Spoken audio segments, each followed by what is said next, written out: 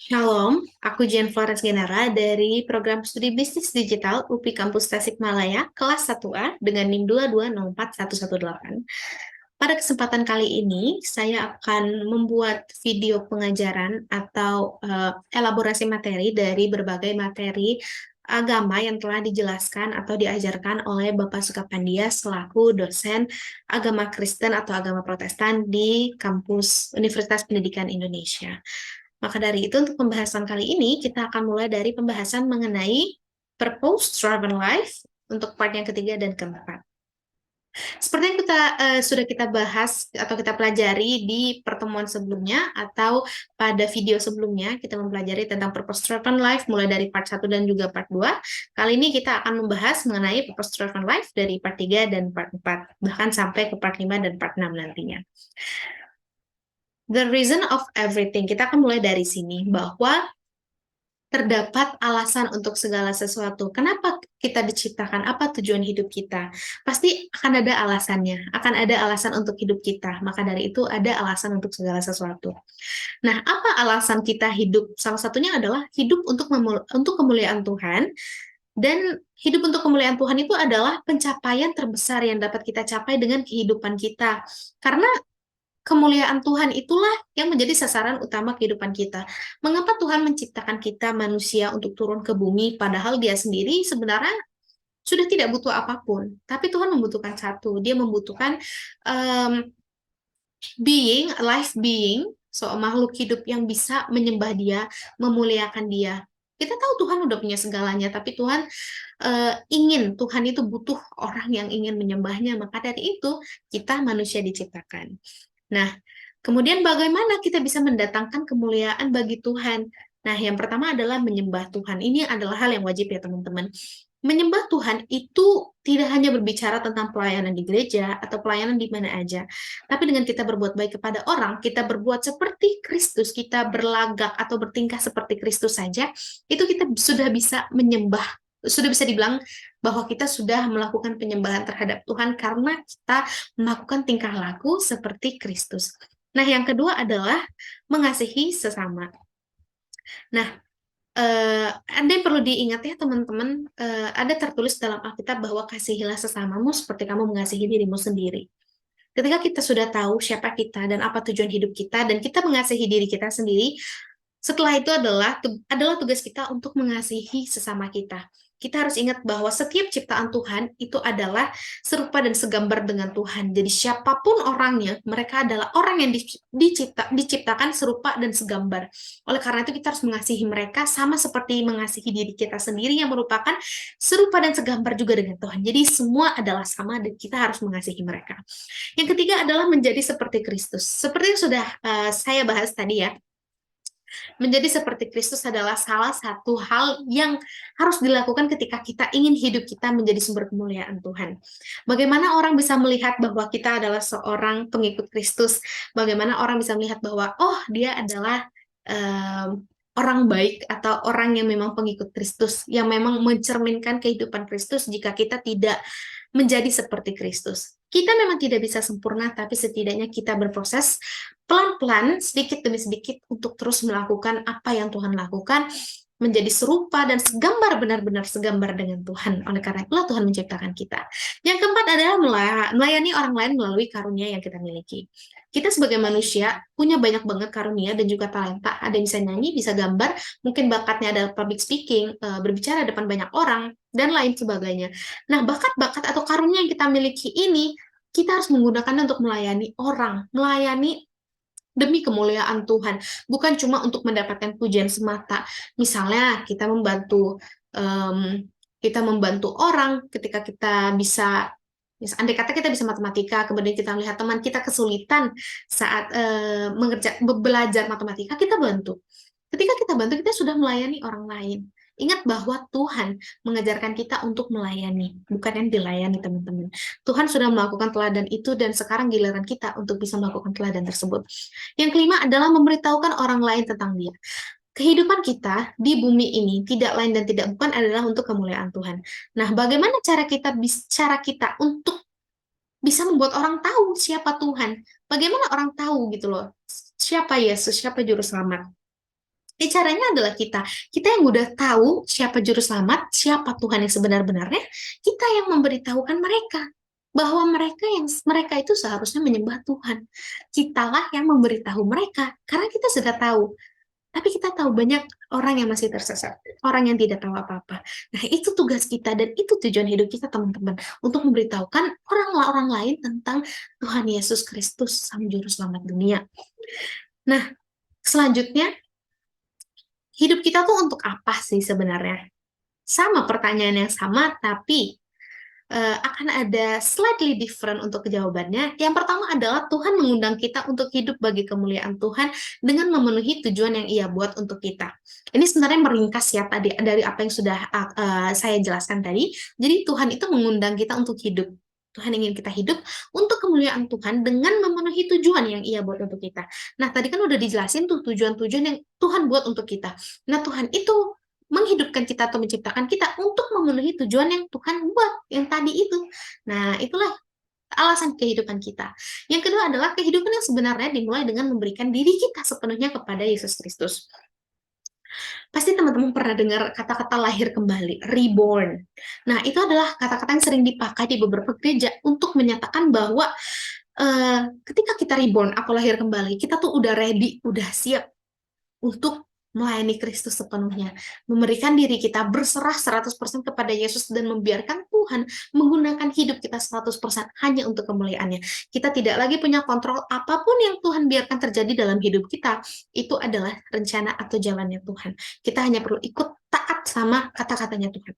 Yang ketiga adalah mempercayai dan menerima Tuhan Yesus. Of course, kalau kita mau menyembah Tuhan, kita mau memberikan Injil tentang Tuhan, kita yang harus percaya terlebih dahulu dan menerima Tuhan Yesus. Kalau kita nggak mempercayai dan menerima Tuhan Yesus sebagai juru selamat kita, bagaimana kalau ada orang yang mencerca kita, memaki, atau bertanya kepada kita, sebenarnya Tuhan Yesus itu siapa? Apakah kamu sudah menerima Tuhan Yesus sebagai juru selamat kamu? Itu yang akan jadi pertanyaan mereka, dan jika kita ragu, mereka juga akan ragu untuk percaya sama kita. Nah, selanjutnya adalah dalam ringkasan tujuan hidup kita dari apa yang udah aku jelasin tadi, terdapat satu poin summary atau ringkasan ya, yaitu yang pertama kita dirancang untuk kesenangan Tuhan. Teman-teman bisa baca di Wahyu 4 ayat 11 dan juga Kolose 3 ayat 23. Dan apa sih yang membuat Tuhan disukakan gitu? Yang pertama adalah jika kita mengasihi Dia, lebih mengasihi Dia. Lebih dari apapun, siapapun orangnya, apapun barangnya, siapapun itu, kita harus mengasihi Tuhan dan harus meletakkan prioritas Tuhan sebagai prioritas dan center dalam kehidupan kita. Apapun yang kita lakukan, jadikan Tuhan sebagai pusatnya supaya kita tidak melenceng kemana-mana. Yang kedua adalah jika kita percaya sepenuhnya kepadanya. Yang ketiga adalah jika kita taat kepadanya dengan sepenuh hati. Keempat adalah jika kita terus-menerus memuji, bersyukur kepadanya. Dan yang kelima adalah jika kita memakai kemampuan kita. Lalu penyembahan kepada Tuhan. Nah, tujuan hidup kita tuh balik lagi adalah penyembahan untuk mempermuliakan nama Tuhan. Nah, penyembahan itu sebenarnya bagaimana sih? Apakah bernyanyi di atas panggung atau bagaimana? Penyembahan itu adalah ketika kita berserah dan percaya. Itu udah cukup. Itu bisa sangat cukup untuk dikatakan sebagai bentuk penyembahan kita kepada Tuhan Yesus. Ketika kita berserah sepenuhnya, kita biarkan Tuhan yang ambil kontrol dalam hidup kita percaya 100% bahwa semua yang terjadi, baik, buruk, adalah rencana Tuhan, dan kita berserah, itu adalah bentuk penyembahan yang sejati bagi Tuhan. Ketika kita berserah sepenuhnya dan membiarkan Tuhan ambil alih, apapun kondisinya, baik, buruk, kita sampai nangis atau depresi atau apapun, tapi kita masih berserah. Ketika kita jatuh, tapi masih dalam genggaman Tuhan, percayalah kita masih jatuh di dalam tangan Tuhan. Kita tidak jatuh ke dalam jurang yang dalam, teman-teman. Lalu yang selanjutnya adalah menjadi sahabat karibnya Tuhan. Wah, siapa sih yang nggak mau jadi sahabatnya Raja segala raja? Caranya gimana nih? Yang pertama adalah jujur kepada Tuhan. Taat kepada Tuhan dalam iman, menghargai apa yang Tuhan hargai, dan menginginkan persahabatan dengan Tuhan lebih dari apapun. Balik lagi, letakkan Tuhan sebagai prioritasmu. Jujur kepada Tuhan. Walaupun Tuhan tahu dan Tuhan mengenal siapa kamu sebenarnya, Tuhan mau kamu yang berbicara, kamu yang mengakui kesalahanmu, kamu yang mengakui keinginanmu, dan kamu mengakui apapun yang kamu ingin akui dalam hatimu kepada Tuhan dengan mulutmu. Maka dari itu, rajin-rajinlah berdoa dan berbicara kepada Tuhan. Dengan itu, hubungan kita akan menjadi lebih intim dengan Tuhan. Nah, selanjutnya adalah Bagaimana nih jika kita merasa Tuhan semakin jauh? Oh, tentu aja kita sebagai manusia bohong kalau kita bilang kita nggak pernah merasa jauh dari Tuhan.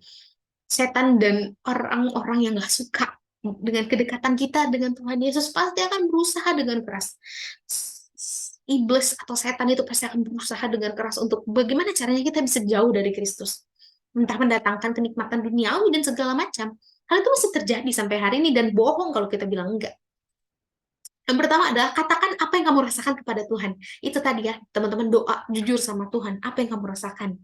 Kedua, pusatkan perhatian pada siapa Tuhan dan pahami bahwa Ia tidak pernah berubah. Apapun kejadiannya, baik atau buruk, kamu kecewa atau enggak, percaya Tuhan tidak pernah berubah. Kamu yang berproses. Ketika kamu minta kekuatan sama Tuhan, Tuhan mendatangkan masalah yang membuat kamu menjadi kuat. Tapi Tuhan gak pernah berubah. Tuhan sayang sama kamu, apapun kondisi kamu, layak atau gak layak kamu merasa. Tapi Tuhan sayang sama kamu, Tuhan sudah mengorbankan dirinya di kayu salib untuk menebus dosa kamu. Sebesar apa kasihnya Tuhan? Tuhan itu gak pernah berubah sampai hari ini. Kita berbuat salah, teman-teman ya sekarang. Mungkin kita bohong atau kita ngomong kasar. Tapi Tuhan masih ngasih kita hidup loh. Kasih Tuhan itu gak pernah berubah dan kasihnya itu adalah kasih yang bertanpa syarat gitu loh. Dan yang ketiga adalah percaya bahwa Tuhan menepati janjinya. Oh, of course.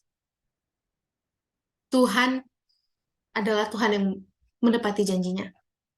Percaya atau enggak. Kapanpun janji itu akan tergenapi, tapi itu akan tergenapi satu-satu. Yang keempat adalah ingat apa yang telah Tuhan lakukan kepada kita. Nah, ini bersyukur teman-teman.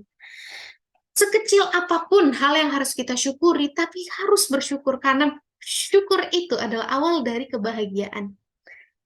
Orang-orang yang punya kekayaan, punya uang banyak, apapun kebahagiaannya, dia bisa jalan-jalan, dia terus juara satu. Tapi kalau dia nggak bersyukur, dia nggak akan pernah merasa cukup dan merasa bahagia dengan apa yang udah Tuhan berikan sama dia. Itulah pentingnya bersyukur untuk menyadarkan kalau dia itu masih di dalam bawah kontrolnya Tuhan dan bahwa apa yang ia terima sampai hari ini semuanya adalah pemberian dari Tuhan, bukan hasil usahanya sendiri. Nah, maka dari itu teman-teman sebagai refleksi atau ringkasan dari materi kali ini, kita dilahirkan dan diciptakan untuk satu tujuan, yakni untuk kemuliaan nama Tuhan. Maka dari itu kita harus senantiasa dekat kepadanya, ingin kepadanya, supaya kita semakin serupa dengan Tuhan dan kehidupan kita semakin mencerminkan kepribadian Allah. Untuk pelajaran Purpose Driven Life Part 3 dan Part 4 cukup sampai di sini dan kita akan melanjutkan ke Purpose Driven Life Part 5 dan juga Part 6. Kita akan masuk kepada materi Purpose Driven Life part 5 dan juga part 6. Ini part terakhir dari materi Purpose Driven Life. Nah, kemudian apa lagi tujuan hidup kita? Banyak ya teman-teman sebenarnya tujuan hidup kita, namun kita nggak pernah sadar sebenarnya. Kita tuh dibentuk untuk keluarga Tuhan. Nah, maksudnya adalah keluarga Tuhan ini bagaimana? Dan apa manfaatnya menjadi keluarga Tuhan? Sebenarnya kita sekarang adalah orang-orang yang menjadi keluarganya Tuhan. Kita adalah orang-orang yang terpilih untuk bisa dekat senantiasa, orang-orang yang terpilih untuk bisa gereja, nyanyi bareng tanpa harus apa ya? Kita tuh orang-orang yang terpilih untuk bisa merasakan kasihnya Tuhan. Banyak orang-orang di luar sana belum bisa menemukan siapa Tuhannya. Siapa Tuhan yang benar-benar Tuhan, siapa Raja segala raja. Banyak yang tersesat, tapi Tuhan milih kita untuk menjadi keluarganya. Lalu apa manfaatnya teman-teman? Kita akan bersama-sama dengan Tuhan selamanya dalam keselamatan kekal. Bayangin loh teman-teman, keselamatan kekal. Itu keselamatan yang kita nggak bisa bayangin. Hal-hal seperti itu yang kita belum pernah bisa rasakan adalah hal-hal yang di luar nalar manusia yang kita nggak bisa mikirin bagaimana bahagianya hidup bersama Raja segala raja yang menciptakan semesta. Bagaimana seberuntungnya orang itu. Yang kedua adalah kita akan diubahkan untuk menjadi seperti Kristus. Balik lagi teman-teman, ketika kita mau menjadi keluarga Tuhan dan mau mengikut Tuhan, berserah dan percaya, Tuhan pasti bantu untuk kamu untuk bisa terus menjadi seperti Kristus. Jangan berusaha dengan diri sendiri karena itu nggak akan pernah cukup. Tapi bekerja dan berusaha dengan kekuatan Tuhan. Berserah, balik lagi kuncinya adalah berserah. Biarkan Tuhan yang bekerja. Kamu hanya perlu mengikhlaskan hatimu, kamu hanya perlu berserah 100% dan biarkan Tuhan yang ambil alih. Sisanya biarkan Tuhan yang bekerja. Kemudian dibebaskan dari segala rasa sakit, kematian, dan penderitaan. Jelas, di surga Tidak akan ada rasa sakit, tidak akan ada kematian lagi, dan tidak akan ada penderitaan. Yang ada hanyalah keselamatan dan kebahagiaan kekal. Lalu kita menerima bagian dalam kemuliaan Kristus. Kita serupa dan segambar dengannya, dan kita menjadi mulia sepertinya saat kita bisa selamat nantinya, saat Tuhan Yesus datang kedua kalinya. Nah, balik lagi kita akan membahas tentang reborn atau lahir baru. Banyak orang mengait-ngaitkan reborn atau lahir baru dengan yang namanya baptisan. Nah, sebenarnya baptisan ini apa sih teman-teman? Baptisan ini adalah pengidentifikasian atau proses mengidentifikasi diri dengan eh, menjadi keluarga Allah gitu. Nah, jadi sebenarnya baptisan ini adalah gambaran fisik atau simbolis suatu kebenaran rohani. Baptisan menunjukkan bahwa kita adalah bagian dari keluarga Allah. Memang, ketika kita percaya atau iman kita berkata bahwa aku percaya kepada Tuhan, itu saja sebenarnya udah cukup. Nah, tapi baptis ini adalah bentuk simbolisnya. Ketika kita hidup di bumi, kita butuh yang namanya bukti secara simbolis. Orang nggak akan percaya namanya hati. Karena mereka nggak bisa melihat hati kita kan. Nah, baptis ini, ketika mereka tahu bahwa kita sudah dibaptis, nah mereka tahu bahwa itu adalah identitas kita sebagai keluarga Allah. Mereka tahu kita adalah orang Kristen. Mereka tahu kita adalah keluarga Allah. Mereka tahu kita adalah orang percaya. Itu adalah identitas yang kamu perlukan ketika kamu hidup di bumi ini. Memang bagi Tuhan hati yang kepercaya, iman yang taat adalah cukup. Tapi untuk bisa hidup di dunia ini dan membuat orang percaya bahwa kamu adalah ciptaannya Tuhan dan juga kamu serupa segambar dengan Tuhan dan kamu adalah keluarga Allah, kamu butuh yang namanya baptisan itu supaya yang lain juga sadar gitu bahwa kamu adalah keluarga Allah. Nah, kemudian kita berbicara tentang hidup. Hidup itu adalah tentang kasih, teman-teman. Ingat nggak bahwa Tuhan mengatakan bahwa Tuhan sendiri adalah kasih. Dan buah roh yang pertama adalah kasih. Dari 9 buah roh, yang pertama adalah kasih. Seberapa penting sih kasih dalam hidup kita? Nah, yang pertama adalah Tuhan itu adalah kasih. Oleh karena itu, jadilah semakin sama dengan Tuhan untuk saling mengasihi antar satu sama lain. Ini udah kita bahas di Purpose Driven Life part 3 dan juga part 4 ya, teman-teman.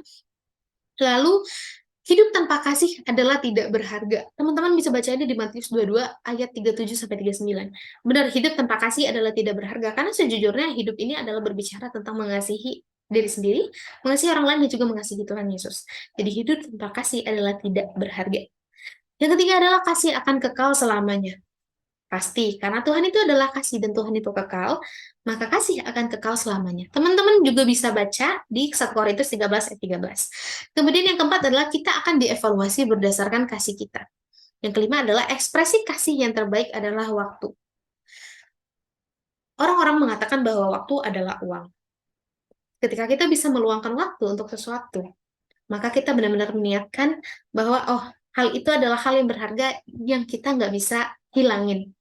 Pengalaman yang akan kita dapatkan dari kita meluangkan waktu ke dalam suatu acara atau suatu kegiatan tertentu, ketika kita mau dan memang benar-benar eh, meniatkan diri untuk meluangkan waktu untuk kegiatan tersebut, berarti ya itu adalah kasih yang kamu miliki untuk kegiatan tersebut. Ketika kita meluangkan waktu, tenaga, pikiran untuk melayani Tuhan, itu adalah ekspresi kasih kamu. Dan orang-orang akan melihat itu, dia mau banget ya tiap hari ke gereja, pelayanan capek. Karena kita punya kasih untuk orang lain, untuk generasi, untuk bisa melayani orang lain, melayani generasi. Karena kita punya kasih. Dan kita harus punya kasih yang sama dengan kasih yang dimiliki oleh Kristus.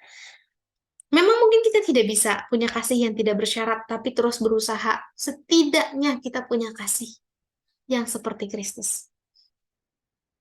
Nah, bagaimana kita bisa mewujudkan semua itu? Salah satunya adalah menjadi anggota tubuh Kristus.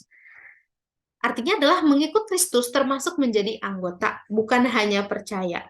Kita adalah anggota-anggota tubuhnya. Maksudnya adalah kita, antara orang percaya itu sudah terkait dan disatukan oleh satu tubuh, yakni Yesus Kristus, di dalam satu persekutuan, yakni gereja.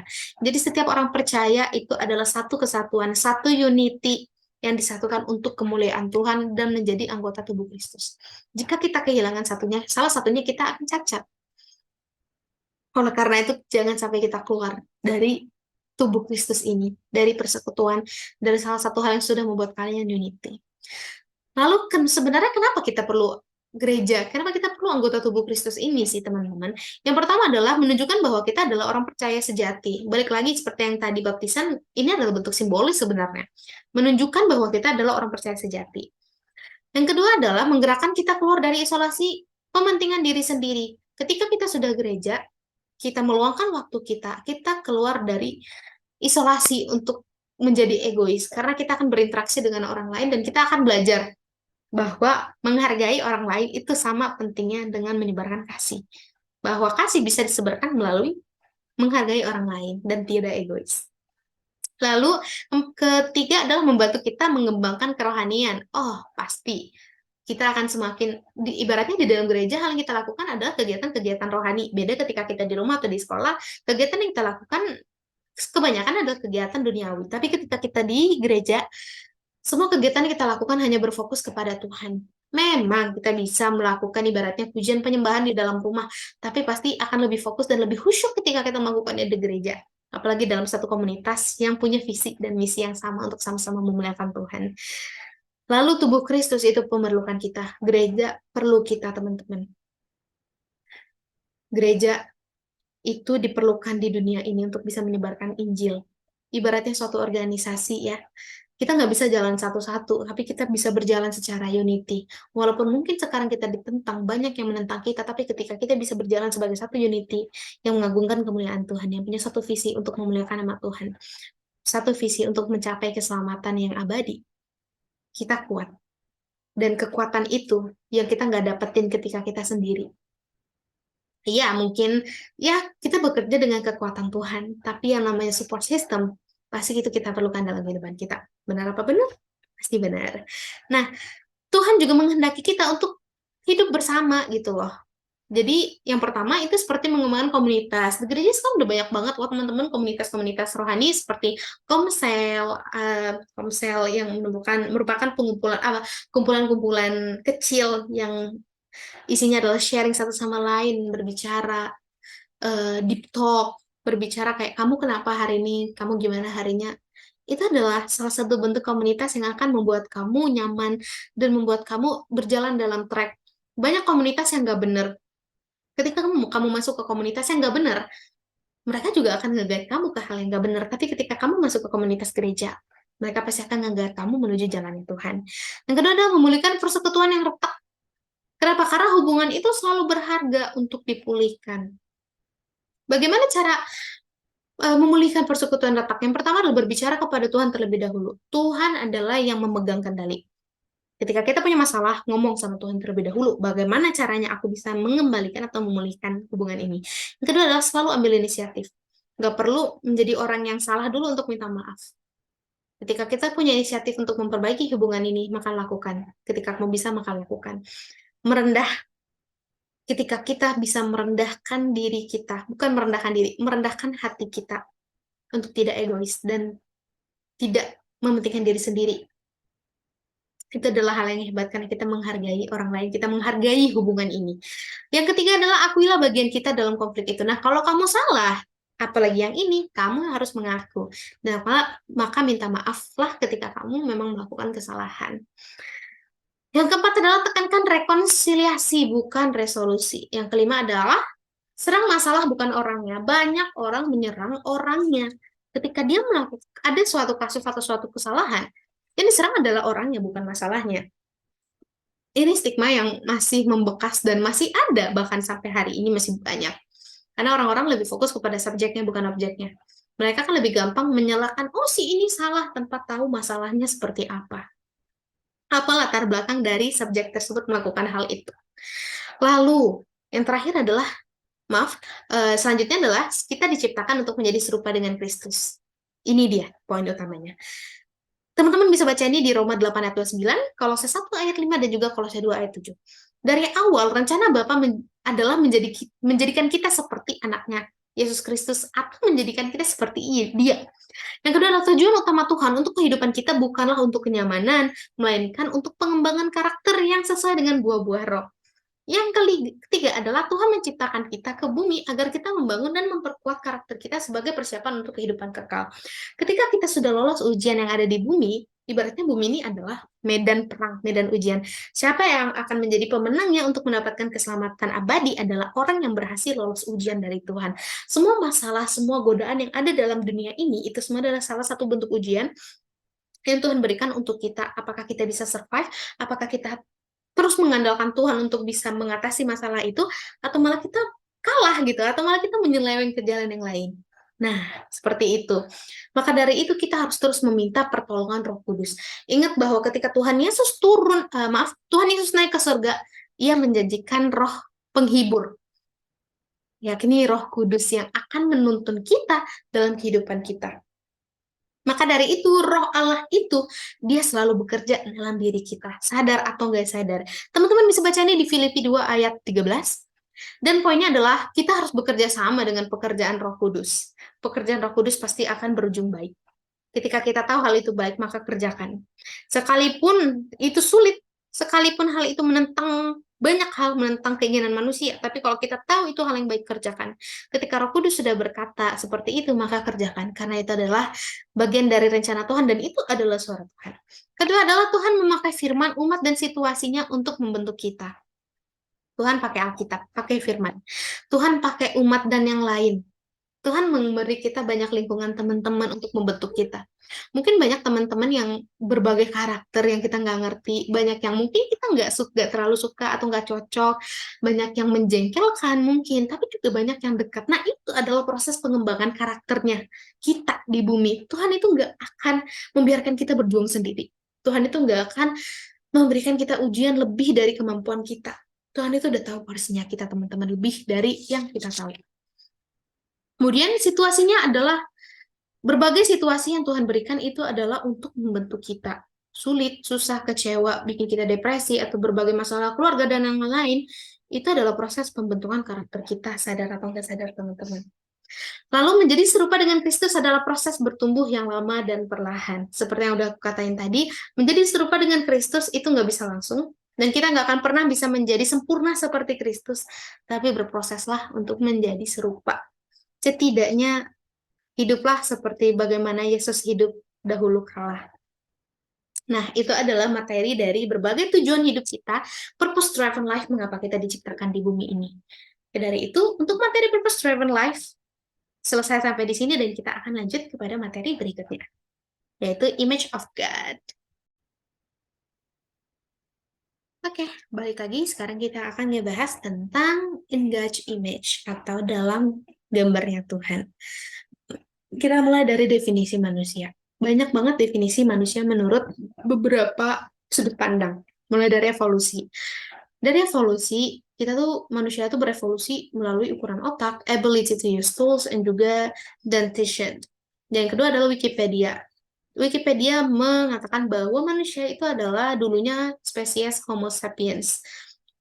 Kita udah tahu ya, spesies yang mungkin berevolusi dari kera, dan kemudian semakin mirip menjadi manusia seperti sekarang, dan nenek moyang kita dulu adalah Homo sapiens menurut Wikipedia dan beberapa ilmuwan-ilmuwan lainnya. Sama juga seperti teori Darwin, yang mana kita adalah bentuk dari seleksi alam dari kera.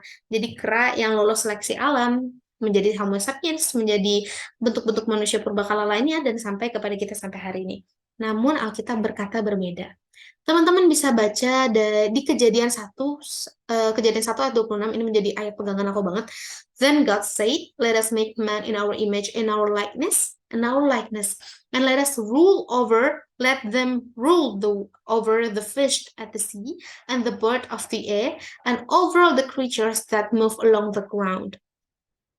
Maka dari itu, teman-teman, seburuk, sejahat apapun manusia, mereka itu adalah ciptaan Tuhan. Siapapun mereka, yang namanya manusia adalah orang yang diciptakan serupa dan segambar dengan Tuhan, sama seperti kamu, sama seperti aku, seperti orang lain. Maka dari itu terus kasih sesama. Nah, image bearers itu adalah poin pertama adalah kita created of image of God. Kemudian di Kejadian 1 ayat 27 sampai 28 itu disebutkan create an image sampai 3 kali, teman-teman. Kemudian kita tuh segambar dan serupa dengan Tuhan. Nah, ini adalah border dari image hidup kita, siapa kita. Ini adalah bordernya bahwa kita diciptakan serupa dan segambar dengan Tuhan. Kita punya image-nya Tuhan dalam hidup kita. Kita diciptakan serupa, secitra, segambar dengan Tuhan. Betapa baiknya Tuhan dan betapa berharganya kita di mata Tuhan. Nah, untuk man, a living being, sebuah manusia itu adalah manusia living being ya, yaitu makhluk hidup. Nah, Tuhan itu menciptakan manusia menjadi sebuah makhluk hidup tuh disebutkan di beberapa ayat Alkitab. Yang pertama adalah dari sejak perencanaannya di Kejadian 1 ayat 26. Kemudian eksekusinya ada di Kejadian 2 ayat 7 dan hasilnya ada juga di Kejadian 2 ayat 7. Itu ada proses penciptaan manusia dari tanah. Tuhan ciptakan, Tuhan hembuskan nafas menjadi living being atau makhluk hidup. Kemudian dari man structure atau struktur kehidupan dari seorang manusia itu terdapat beberapa sudut pandang, teman-teman. Yang pertama adalah monism. Mereka mengatakan bahwa kita adalah matter gitu. Yang kedua adalah dualism, yaitu body and soul, jiwa dan juga raga. Nah, tapi di trialism disebutkan bahwa kita tuh terdiri dari 3. Body, soul, and spirits. Tubuh, jiwa, dan juga roh. Nah, ini adalah trialism ini yang sesuai dengan biblical view atau sudut pandang kita. Lalu, kenapa kita disebut dengan serupa dan segambar dengan Tuhan? Kenapa kita menjadi ciptaan yang paling berharga di mata Tuhan? Ciptaan yang paling sempurna yang pernah diciptakan oleh Tuhan. Seperti Tuhan, kita bisa yang pertama kita bisa berpikir. Ini bisa teman-teman baca di Yesaya 55 ayat 8-9 dan juga Yohanes 1 ayat 1. Yang kedua, kita bisa berkomunikasi. Teman-teman bisa baca Kejadian 1, di Kejadian 1 itu tertulis bahwa God said sampai 10 kali. Itu kita bisa berkomunikasi seperti Tuhan, God said gitu. Yang ketiga adalah we can create, ada di Kejadian 1 ayat 21 dan juga 27. Keempat, kita bisa mengapresiasi keindahan alam atau keindahan yang telah diciptakan Tuhan. Kelima adalah we can move spirits, ada di Mazmur 31 ayat 55, Yohanes 33 ayat 4. Yang keenam adalah we can evaluate atau kita bisa judge, Mazmur 9 ayat 8. Kita bisa mengevaluasi sesuatu, kita bisa menilai sesuatu melalui pemikiran kritis. Itu perbedaan manusia dengan makhluk hidup lainnya. Kita diberikan akal, budi, pikiran. Kita bisa berpikir kritis berbeda dengan makhluk hidup seperti hewan dan juga tumbuhan. Yang ketujuh adalah we can love, mengasihi. Yang mana love atau mengasihi ini adalah tugas utama dari seorang manusia. Karena melewat love itu dia akan memuliakan Tuhan. Yang pertama, tugas manusia tetap memuliakan dan menyenangkan hati Tuhan. Tapi bagaimana caranya? Adalah dengan kasih kepada siapapun itu, kepada sesama, dengan dirinya, atau bahkan kepada Tuhan. Nah, balik lagi juga kepada tujuan hidup kita diciptakan dalam serupa dan segambar dengan Tuhan. Dari Kejadian 1 ayat 26, itu disebutkan bahwa kita bisa merule over. Tujuan kita merule over atau mengelola semua ciptaan yang sudah Tuhan ciptakan. Manusia diperbolehkan Tuhan, diizinkan Tuhan untuk mengelola apapun. Hewan-hewan yang terbang di udara, yang melata di darat, dan yang lainnya. Yang kedua adalah obey God's command to glorify God. Kita harus mentaati komennya Tuhan, perintah Tuhan untuk memuliakan Tuhan. Seperti yang sudah dibahas di Purpose Driven Life ya. Dan yang ketiga adalah untuk belajar. Dan yang keempat adalah to increase in number. Ingat gak Tuhan bahwa menghendaki kita untuk terus beranak cucu dan memenuhi bumi ini. Kemudian perlu kita tahu bahwa sebagai manusia yang punya ciri khas, kita tuh punya khas kekhasan, yaitu intelligence, kepintaran akal budi yang hanya diberikan kepada kita sebagai ciptaan Tuhan yang paling sempurna. Kedua adalah language atau bahasa. Ketiga adalah creativity. Keempat adalah moral dan juga emotional. Nah, ini adalah kekhasan manusia yang tidak dimiliki oleh living being lainnya. Mereka mungkin punya bahasa sendiri gitu kan, tapi intelligence, creativity, dan moral itu tidak dimiliki oleh makhluk hidup lain, teman-teman. Maka dari itu kita manusia benar-benar diciptakan serupa dan segambar dengan Tuhan, dan kita adalah ciptaan yang paling sempurna yang pernah diciptakan oleh Tuhan. Untuk materi in God's image sampai di sini, dan kita akan lanjutkan ke materi karakter Kristiani. Kita akan lanjut kepada materi karakter Kristiani. Nah, karakter atau Kristiani ini pernah disebutkan melalui pernyataan atau pengakuan Yesus di Yohanes 13 ayat 13. Kamu menyebut aku guru dan Tuhan, dan katamu itu tepat, sebab memang akulah guru dan Tuhan. Ia turun ke dalam dunia ini dalam rupa sebagai manusia karena kasihnya yang begitu besar kepada manusia, dan ia telah menebus dosa manusia daripada maut yang kekal. Ini bisa teman-teman baca di Yohanes 3:16, Galatia ayat 13, dan juga 1 Petrus 2 ayat 24, serta 2 Korintus 5 ayat 21. Ini pengakuan Tuhan Yesus akan karakter yang harus kita bentuk melalui ayat pedoman ini. Nah, karakter itu adalah sifat dan kecenderungan atau perilaku. Kita perlu berproses untuk memperoleh suatu karakter ya. Kemudian pertanyaan kunci, ketika kita dibebaskan untuk melakukan apapun, apa yang akan kamu lakukan? Nah, jawaban dari pertanyaan ini akan menggambarkan karakter dari seseorang. Seberapa penting sih memiliki karakter yang baik? Dari kacamatanya Tuhan, itu adalah yang pertama, when God finds someone who is ready to lead and blah blah blah, he will use that man until the limit. Contohnya Musa, Gideon, dan Daud. Nah, dari kacamatanya Tuhan, ketika Tuhan melihat hati, melihat karakter. Nah, Tuhan itu melihat hati teman-teman, dan hati itu memancarkan karakter. Ketika Tuhan melihat karakter orang yang siap untuk memimpin, apapun orangnya, berapapun umurnya, tapi ketika Tuhan melihat ia siap, dia akan memilih. Ingat seperti Daud yang dipilih dari banyak abangnya untuk menjadi raja setelah Salomo, tapi Daud yang dipilih saat itu dia masih sangat muda, tugasnya menggembalakan kambing dan domba. Tapi Tuhan memilihnya karena Tuhan melihat hati, dan hati memancarkan karakter.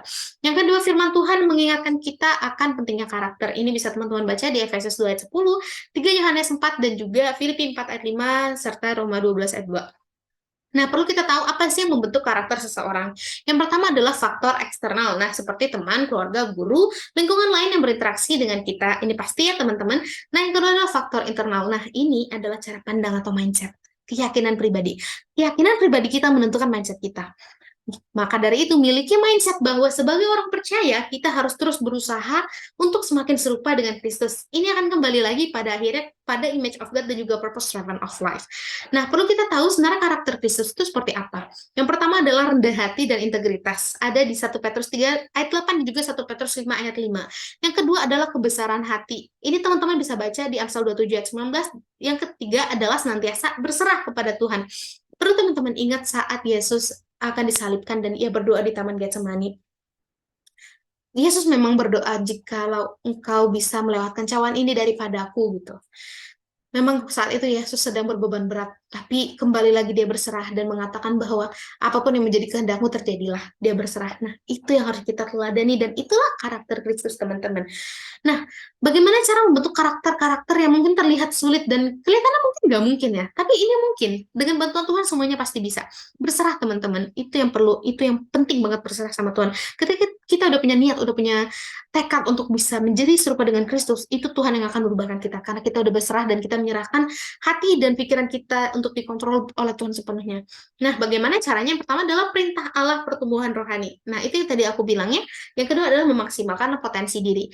Potensi yang kamu punya, bakat, karunia yang kamu punya, gunakan itu untuk kemuliaan Tuhan. Maka perlahan-lahan, ketika kamu berorientasi pada bakatku, kemampuanku ini digunakan hanya untuk Tuhan, maka kamu akan semakin dekat dengan Tuhan karena kamu terus memuliakan Tuhan.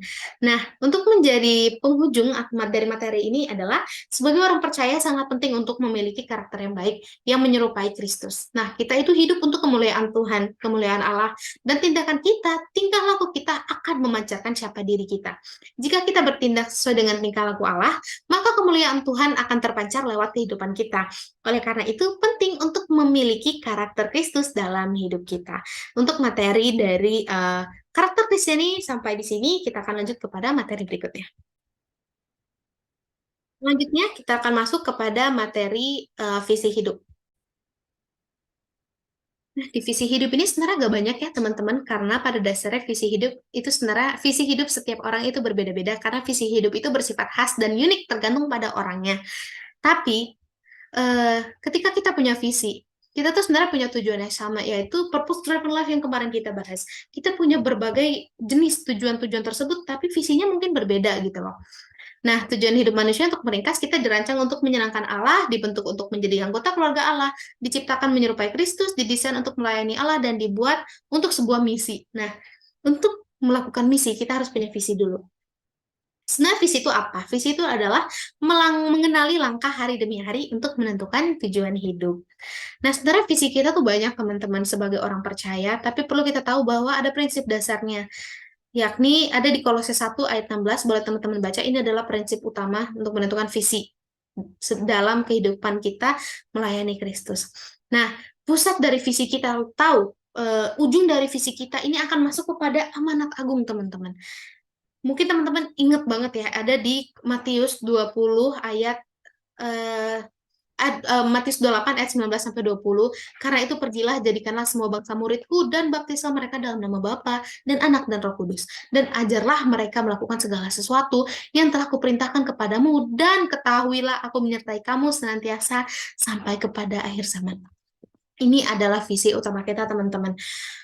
Jadikanlah semua bangsa muridku. Karena apa ini menjadi visi utama kita? Ketika Tuhan sebelum benar-benar naik ke surga, ini yang dia titipkan kepada kita, kepada murid-muridnya. Dan kita sekarang sebagai murid-muridnya harus menjalankan visi ini, teman-teman.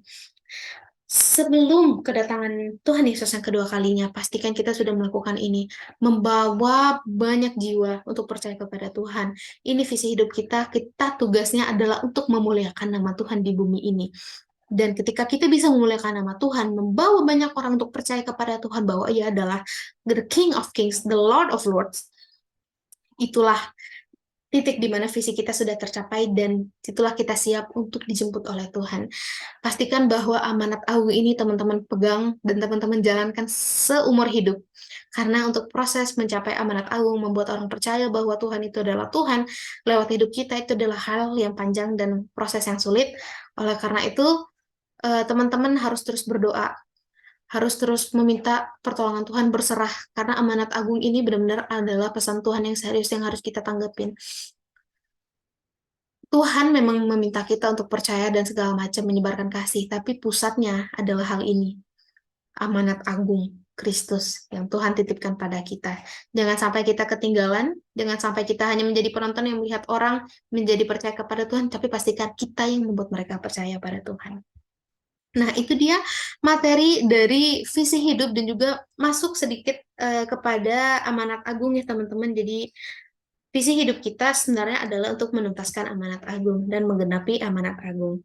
Tujuan hidup kita adalah memuliakan Tuhan dan ketika kita bisa memuliakan Tuhan, maka kita akan pelan-pelan menyelesaikan amanat agung itu. Maka dari itu, sampai di sini saja penjelasan dari materi mulai dari Purpose Driven Life 3 sampai amanat agung. Terima kasih atas atensinya. Mohon maaf apabila ada salah kata, pengertian, maupun kesalahan dalam bertindak. Terima kasih. Saya akhiri video kali ini. Tuhan Yesus memberkati.